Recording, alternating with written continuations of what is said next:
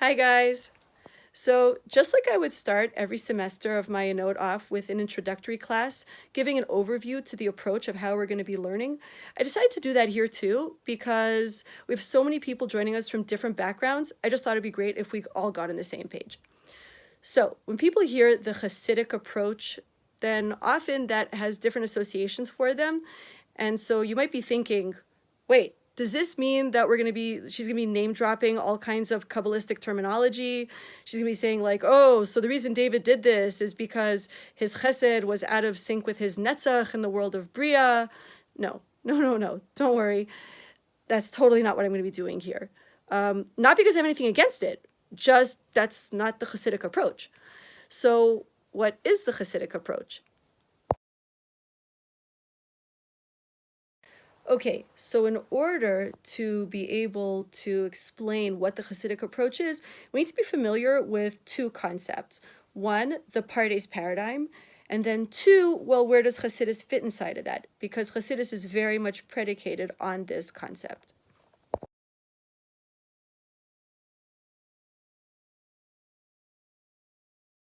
So our sages took for granted that every word of Torah is meant to be interpreted according to four different dimensions or perspectives. And the title they gave it is Pardes, which means orchard. And orchard encapsulates this idea really well because it's one entity that is fundamentally diverse. You could have orange trees growing next to apple trees, next to pear trees, and yet there's still one thing. So too, you could have four different perspectives, and yet there's something inherently connecting and binding all of them into one entity. Now, defining each one of the four that make up the word Pardes, Pshat, Remez, Drash, Sod, is tricky because often different dimensions were emphasized in Judaism, and some were either neglected or downplayed. Just as an example, Rashi's own grandson, the Rashbam, lamented bitterly how neglected he felt Pshat was in his time. His colleague the Ibn Ezra had the same gripe. Why does everybody only listen to Drash? Why do they only learn Drash? Why don't they learn Pshat? So they took it upon themselves to write commentaries that were wholeheartedly devoted to Pshat. And Remez entirely, has been neglected, and it's even hard to find anybody that A, wrote a commentary according to Remez, and B, can give a coherent definition for what that is. So I spent time, researching and just trying to glean information to create cohesive, coherent definitions for each one of the levels of Pardes, just outside of just translating, Pshat, simple, Remez, hint, Drash, interpretation, Sod, secret. Just really, what is their essential conceptual definitions? So yeah, let's go.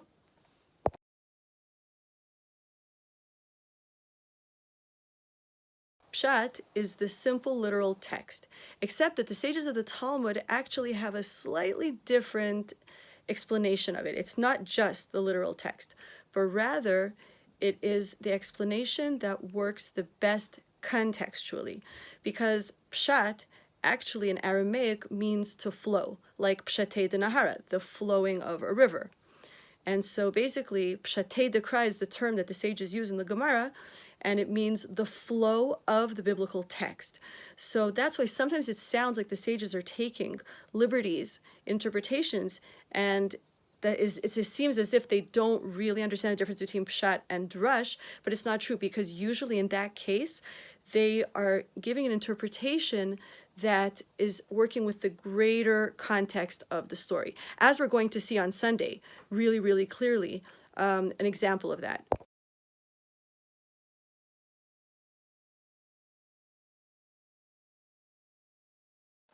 Next up is Remez. That's an interesting dimension because not so much is known about it. What I managed to glean is that the most common examples of Remez actually clue us in as to what it is, because sometimes Remez sounds like a midrash, sometimes it sounds mystical and Kabbalistic, sometimes it sounds very pshati, very literary analysis. So what I noticed is that the common denominator is that it's structural allusions. What that means is, if you think about examples like gematria, which is based on the letters chosen, for that particular word, the numerical equivalent, or a better example would be Roshei Tevos, right? Acronym of the first letters in a word, like a word spelling something out, or sofetevos, where you take the last letter of something and it spells out a word. Like in Megillat Esther, for example, the fact that at pivotal points of the Megillah plot, if you take the last letter or the first letter of 4 words in a row, it spells out the name of Hashem either in the correct order or backwards. And of course, that has its own significance. So that's what I mean by structural allusions, is that it hints to something through the structure of the words. And what that comes to do, I found, is it tries to widen the scope of the significance of the story. So for example, if a word appears in a specific way in one story, and then the sages say, oh, it also appears in this other place in a seemingly unrelated story, and the sages say, no, there's an inherent connection here, whether it's a prophecy, usually connects to something that happened before or in the future, and they say there's a connection. So it's basically connecting the story, to like the wider scope of Jewish history, to something like wider significance.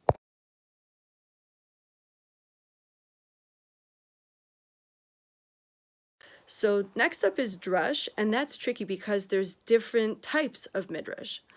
So if I had to give like a Twitter style explanation, I don't think I could. I'm going to try anyway. Okay, Midrash, the most simple explanation would be homiletic interpretation, which would be conceptual interpretation. So it is when they're going for the essence of the text. They're not necessarily beholden so concretely to the words, whereas it's more diving right into the essence, to the gist of the word, the story, the verse, and then zooming out and giving interpretation based on something a little more abstract, a little more conceptual.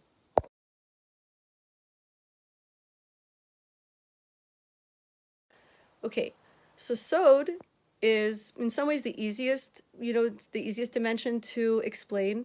Sod literally means secret, so it's the mystical, Kabbalistic, secretive way of interpreting a verse.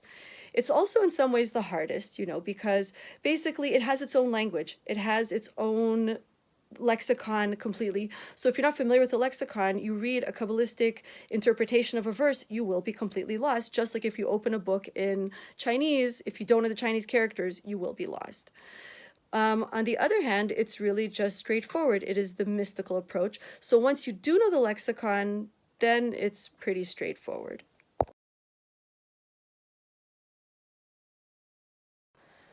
Two, so what is the Chasidic approach? So you can ask people, and sometimes you'll hear, oh, it's the 5th dimension of Pardes. No, that's not true. Chasidus is the point of intersection between the 4 different dimensions. It's the place of harmony and unity between them. Now, this is a very, very tricky statement because often you have head-on collisions or contradictions among the different dimensions themselves. For example, Pshat and Drash can totally contradict one another, ostensibly, right? For example, the David and Bathsheba story. The Pshat tells us clearly that David sinned with Bathsheba. David himself admits to that when he says, Chatati LaHashem, I have sinned to God, when Natan confronts him about it. And yet, in Masechet Shabbos, there is an Agadic portion, a Midrashic portion of the Gemara, where Rabbi Yonatan says, in the name of Rabbi Shmuel Bar Nachman, whoever says David sinned with Bathsheba is merely mistaken. Okay, head-on collision right there. Who do we believe? The Rebbe has a really, really interesting explanation.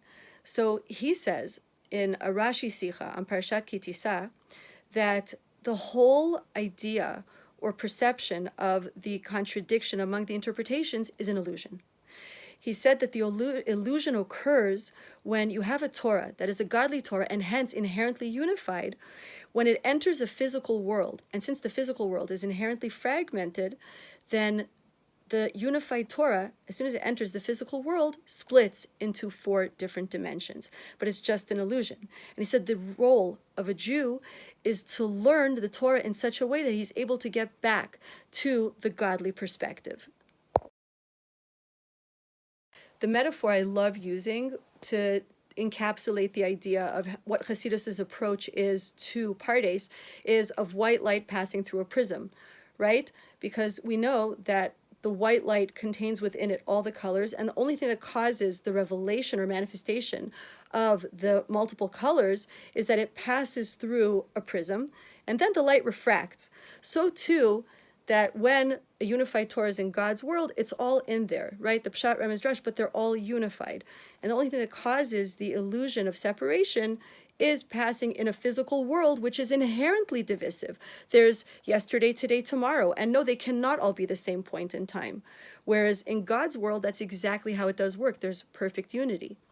And so our role as Yidden, as Chasidim, the Rebbe says, is to not get distracted by each dimension, but rather to understand that each dimension has the vehicle and it has the essence, the message. And so to peel away the vehicle that is used to convey the message and to find the inner message of each one of the dimensions, and then there we will find the point of intersection.